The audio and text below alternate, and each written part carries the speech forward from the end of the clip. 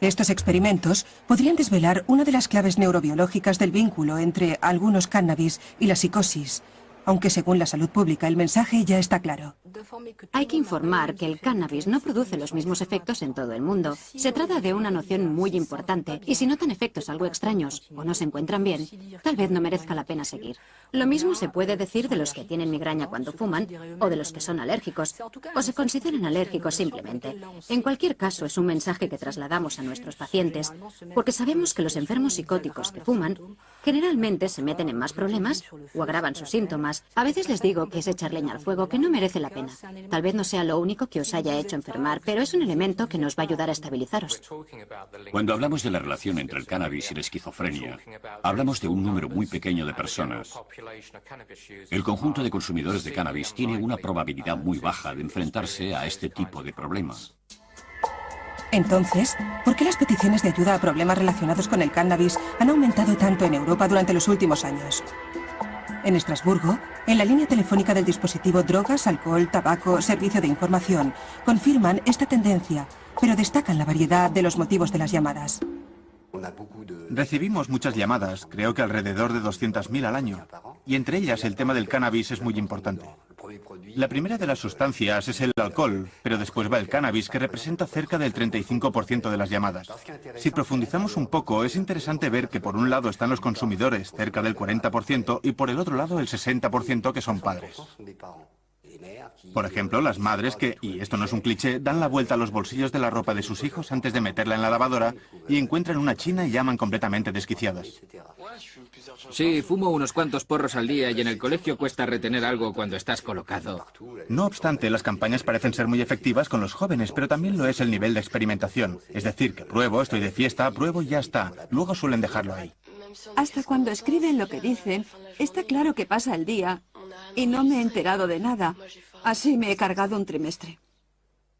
Hay una campaña contra el cannabis destinada a los jóvenes y la mayoría de las llamadas son de entre 35 y 45 años. Intentamos averiguar los motivos que tiene la persona para consumir, etc. Hay cierto número de llamadas con las que esto es suficiente, es decir, que es mejor saber en qué situación me encuentro cuando consumo, reconocer por fin mis puntos de referencia y ser consciente de lo que hago. Pero hay casos en los que con eso no basta y entonces les orientamos.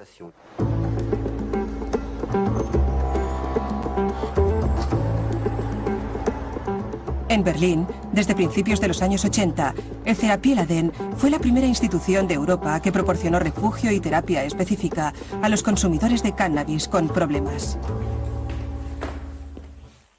Cuando empezamos en 1985, éramos una institución bastante exótica, porque la ayuda a los toxicómanos se dirigía sobre todo a los heroinómanos.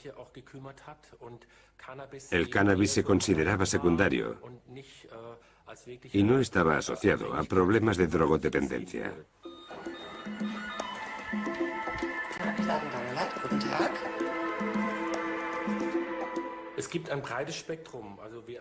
El perfil de las personas a las que atendemos es bastante amplio, desde jóvenes a partir de 14 años a adultos de alrededor de 50 años.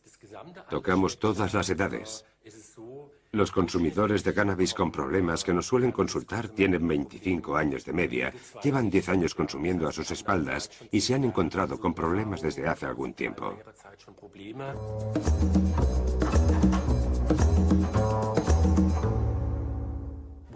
Está claro que hemos notado un aumento importante de personas que piden tratamiento en estos últimos 5 años y aunque estas cifras ahora parecen estabilizarse, ¿cómo se explica? Es bastante complicado. Por un lado está el aumento importante de la oferta de tratamientos y creo que además hemos visto cómo se desarrolla la conciencia de que existen estos problemas vinculados al cannabis tanto dentro de los servicios profesionales como entre los propios consumidores.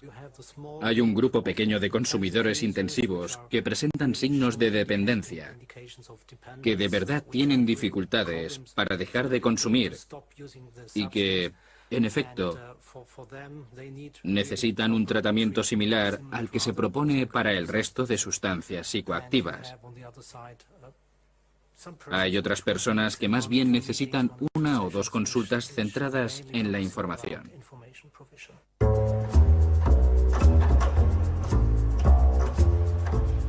Al contrario de lo que dice la creencia extendida entre los consumidores, ¿el cannabis puede crear dependencia? ¿Qué opinan los ratones del profesor Maldonado? En nuestros estudios hemos destacado los experimentos en que los ratones mostraban placer inducido por el cannabis tras habérselo administrado. Se le administra THC a un ratón y se le encierra en un compartimento.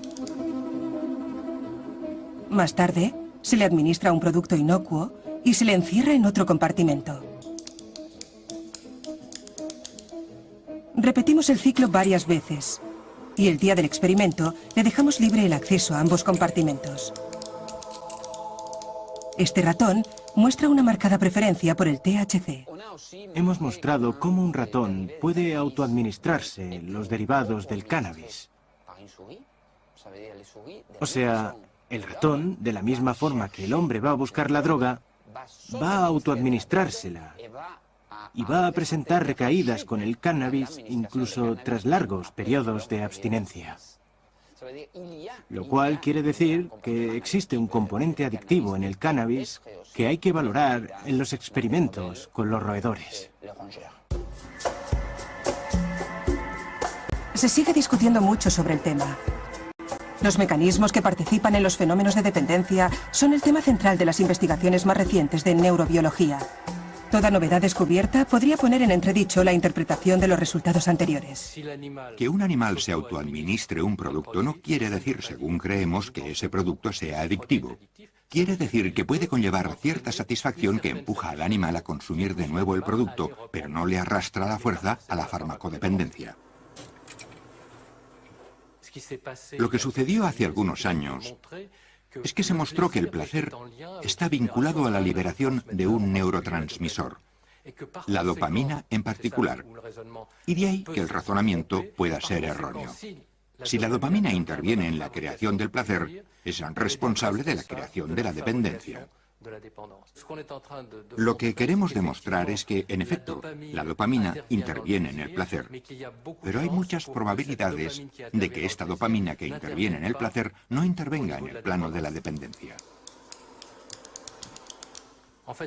En realidad, la dopamina sería como una esclava de un sistema que se encuentra por encima de ella y que funciona con otros dos neuromoduladores que serían la noradrenalina y la serotonina. Usted tiene un sistema noradrenalínico extremadamente reactivo, que interviene bajo su vigilancia en la forma en que ve en el entorno, y otro sistema serotoninérgico que se encarga de protegerlos, de proteger su cerebro frente a los acontecimientos externos.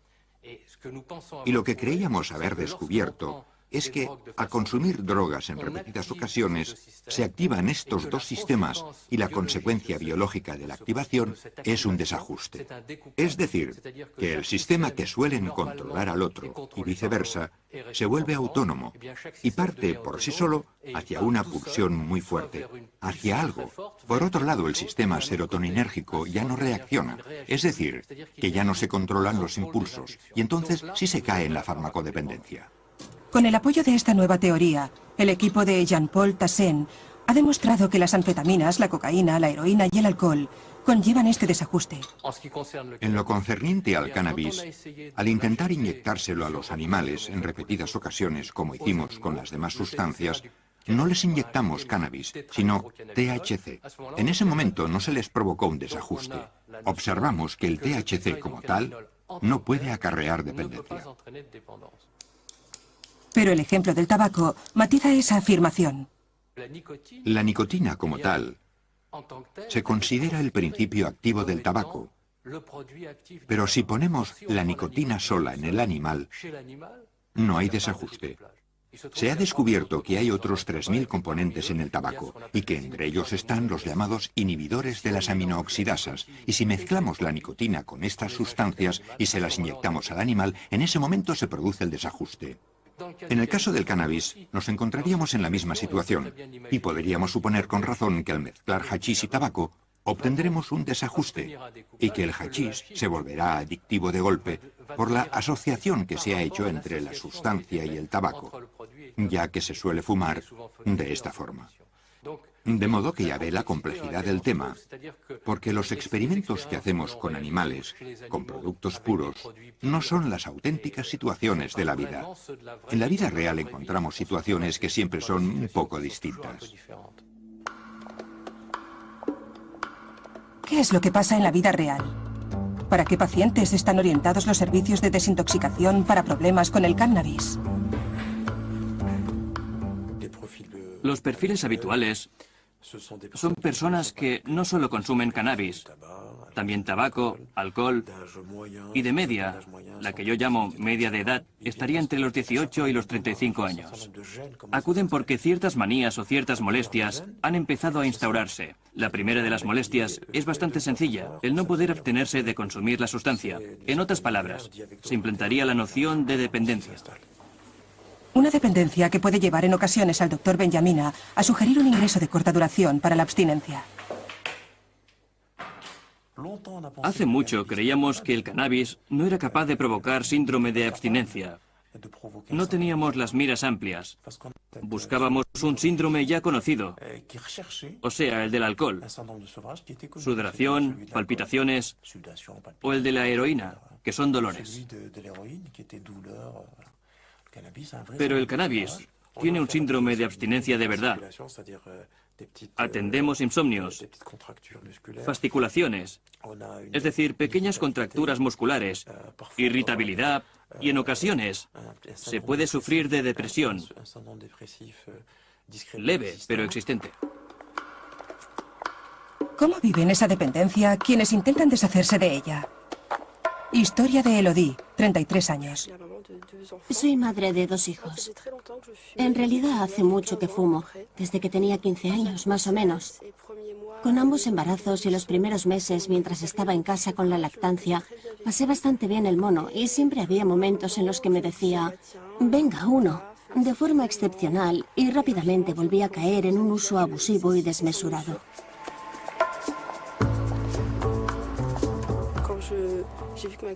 Cuando vi que todo el cariño que les podía dar a mis hijos no era suficiente para dejar de fumar, me preocupé de verdad. No hablaba y también solía aislarme y volverme un poco paranoica.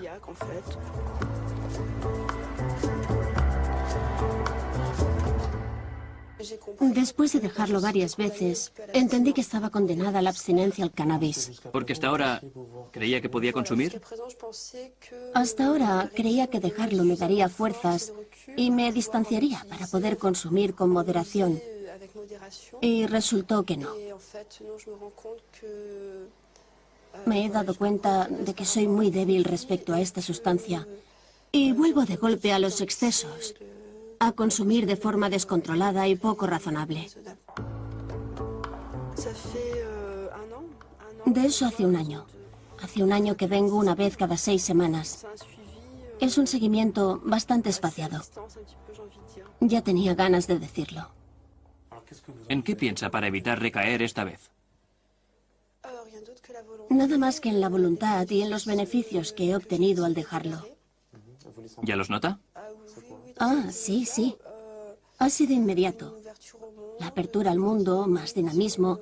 Me siento más a gusto con mi vida, conmigo misma, más preparada para enfrentarme a los problemas y tengo la autoestima más alta. Es como si hubiese vuelto a mi cuerpo, a mi vida. Recupero un poco el control de los acontecimientos después de un largo, largo sueño en el que, bueno, estaba de año sabático. La escuela de Charles O'Brien hizo un trabajo con George Buddy que todavía es conocido. Se publicó en la revista Adicciones en 1993. En él comparaban el poder de la dependencia de las sustancias y en ese momento nos dimos cuenta de algo muy importante. Si se acumula la intensidad de la dependencia y hace un histograma, el producto con mayor poder de dependencia es el tabaco, seguido de la cocaína. En tercera posición la heroína, la cuarta el alcohol y la última es el cannabis. Esto explicaría por qué una parte nada desdeñable de 3 millones de europeos que consumen cannabis a diario no encuentra ninguno de los problemas que se suelen asociar a la drogodependencia. Los consumidores habituales que hemos entrevistado son personas que consumen a diario y para la salud pública son usuarios muy intensivos, ya que se encuentran dentro del grupo que fuma hasta 20 porros al día. Pero la gran mayoría está en el grupo de 5 a 6 porros diarios. Para ellos, que son personas insertadas en la sociedad, que han estudiado, que trabajan, el cannabis no ha supuesto trabas sociales o, lo que es lo mismo, no les ha impedido llevar su vida como han querido. Desde mi punto de vista, un consumo intensivo, aunque podríamos discutir el significado de intensivo, sería un consumo diario, que seguramente tiene consecuencias, pero no implica forzosamente que se mermen facultades. Sucede lo mismo con el alcohol. Incluso con un consumo habitual se puede ser capaz de desempeñar numerosas tareas. Depende de los individuos, de la forma en la que el consumo de cannabis se integre en la vida diaria y, por lo tanto, no podemos establecer un límite de cantidad. Sin embargo, sí que podemos afirmar que el consumo de cannabis puede resultar problemático si se empieza en una adolescencia muy temprana. Los peligros del consumo precoz son sin duda el punto en el que todos los investigadores parecen estar de acuerdo. El periodo entre la preadolescencia y el final de la adolescencia es un periodo crucial en términos de madurez cerebral. Se está empezando a estudiar el papel de los cannabinoides en este periodo y aunque por ahora se sabe relativamente poco, el papel del sistema endocannabinoide desempeña un papel en la maduración cerebral.